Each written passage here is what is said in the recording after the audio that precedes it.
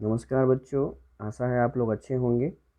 हम लोगों ने पिछले दो तीन वीडियो में हमने बात की थी तीन महत्वपूर्ण बातों पे।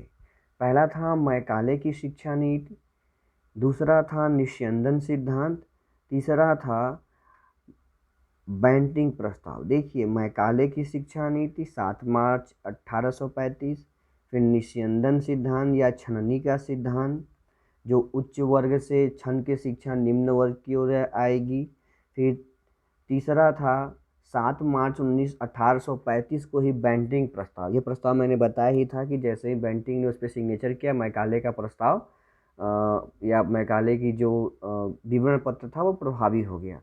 हम इस पर क्यों बात दोबारा कर रहे हैं? इसलिए कर रहे हैं कि उसकी खनक आज भी हमारे समाज और शिक्षा में व्याप्त है।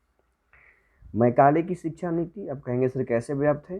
तो मैकाले की शिक्षा नीति अंग्रेजियत की बाहुबलिता आज भी आप देख रहे हैं, अंग्रेजी की महत्ता आज भी आप देख रहे हैं। अंग्रेजी बोलने वाले उच्च कुलीन वर्ग कहला रहे हैं, चाहे सत्यता हो या ना हो। दूसरी बात है निस्यंदन सिद्धांत। शिक्षा आज मूलतः, देखिए मैं एक शिक्षक हूँ, नहीं कहना चाहिए, लेकिन हमें समालोचक होने के कारण यह कहना पड़ रहा है कि शिक्षा आज बाजार में खड़ी है। जिसके पास जितना धन हो, जिस स्तर का धन हो, खर्च कर सकता है, वो ले सकती है। व्यावसायीकरण हो गया है। तो जो धनाढ्य व्यक्ति हैं या उच्च कुलीन व्यक्ति हैं, वो अच्छी शिक्षा ऊपर ले रहे हैं। तो आज भी वहीं से छन के आए। निस्यंदन का सिद्धांत आज भी कहीं न कहीं है हमारे समाज में। बैंटिंग प्रस्ताव तो वो कार्ल मार्क्स की शिक्षा को मुहर लगाना ही बैंटिंग है। लेकिन एक घटना ये घटी कि 1835 में मार्च में जैसे बैंटिंग ने मुहर भर लगाया, फिर वो यहाँ से चले गए। फिर अगले जो लॉर्ड गवर्नर थे, उनका नाम था लॉर्ड ऑकलैंड। यहाँ गवर्नर जनरल जो बन के आए वो लॉर्ड ऑकलैंड। मैकाले की शिक्षा नीति आते ही या बैंटिंग प्रस्ताव आते ही समाज में, भारतीय समाज में विद्रोह विरोध की भावना जागृत हो गई। मैंने उसमें एक लाइन में बताया था कि राष्ट्रीयता की भावना जागृत हो गई।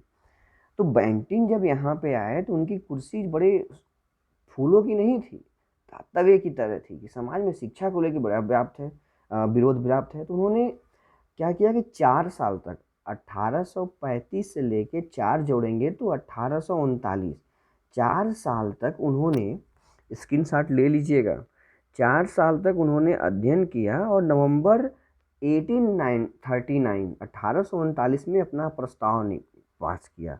इसमें एक चीज़ गलती से छूट गया है, यहाँ लिखा हुआ है सरकार के प्यास नहीं होगा, प्रयास होगा। इसके लिए मैं क्षमा हूँ, टाइपिंग में थोड़ा मिस्टेक हो गया। वो प्यास नहीं होगा, प्रयास होगा। तो सरकार का उनको जो घोषणा में स्पष्ट कहा गया था कि सरकार के प्रयास समाज के उच्च वर्ग के व्यक्तियों में उच्च शिक्षा का प्रसार करने तक सीमित रहने चाहिए। लेकिन इन्होंने कुछ ज़्यादा कुछ नहीं किया।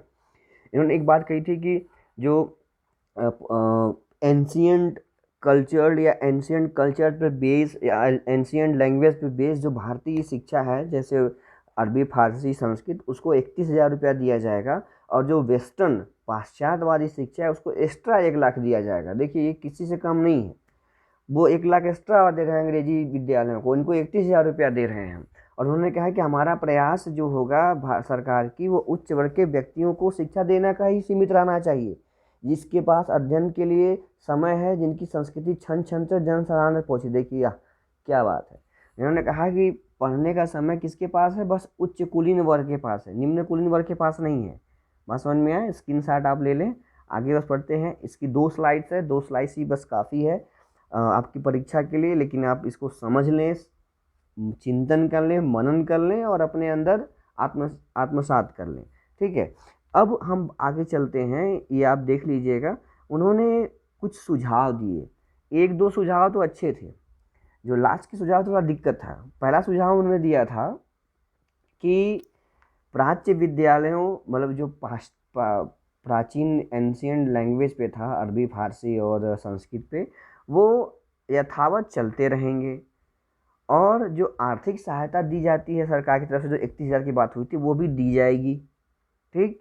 जो दूसरा जो है उन्होंने कहा कि प्राच्य विद्यालय आधुनिकता को अपना सकते हैं, अंग्रेजी शिक्षा को भी अपना सकते हैं, लेकिन बाध्य नहीं है। ठीक है, अब देखिए गेम खेलना शुरू कर दिया, अरे सीधे कर दो कि आपको अपनाना नहीं है, अब अपना लेंगे। अब क्या करेंगे, देखा देखी वो अपनाएंगे तो वो अपनाएंगे, ठीक, तो ये अपना लेंगे।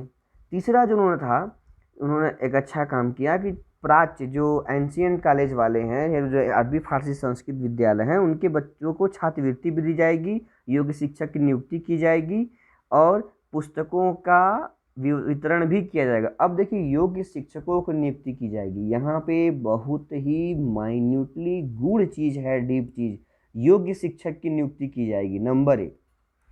और आगे में उन्होंने कह दिया है कि सरकारी नौकरी उन्हीं को मिलेगी जो अंग्रेजी जानते हो।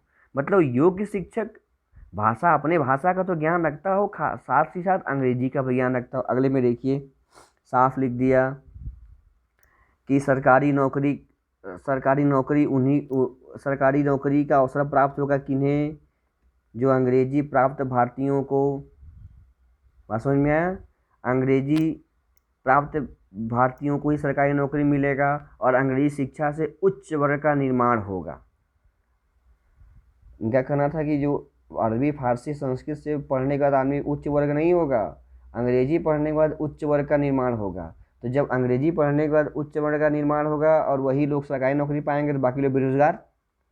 यहाँ पे एक चीज़ बहुत भयंकर होने की संभावना जागृत हो गई पूरे समाज में, वर्ग संघर्ष। हमने वर्ग संघर्ष की बात की थी, कार्ल मार्क्स ने इसको दिया था वर्ग संघर्ष।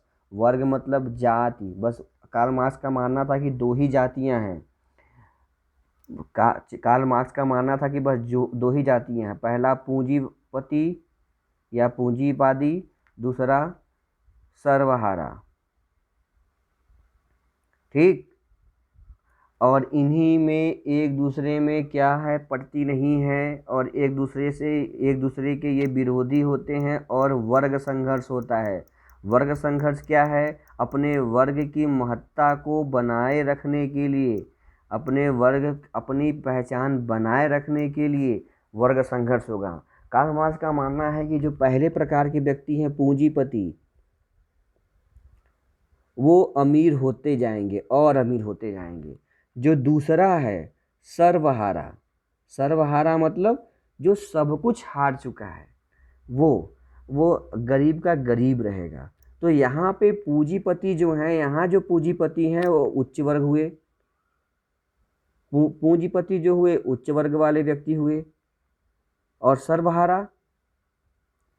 सर्वहारा कौन हुआ, आम जनता, जिनको शिक्षा छन छन के आएगी, आम जनता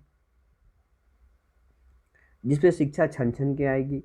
ठीक है, तो ये वर्ग संघर्ष प्रारंभ हो गया। तो आज के लिए इतना ही, घर में रहिए, सुरक्षित रहिए, धन्यवाद।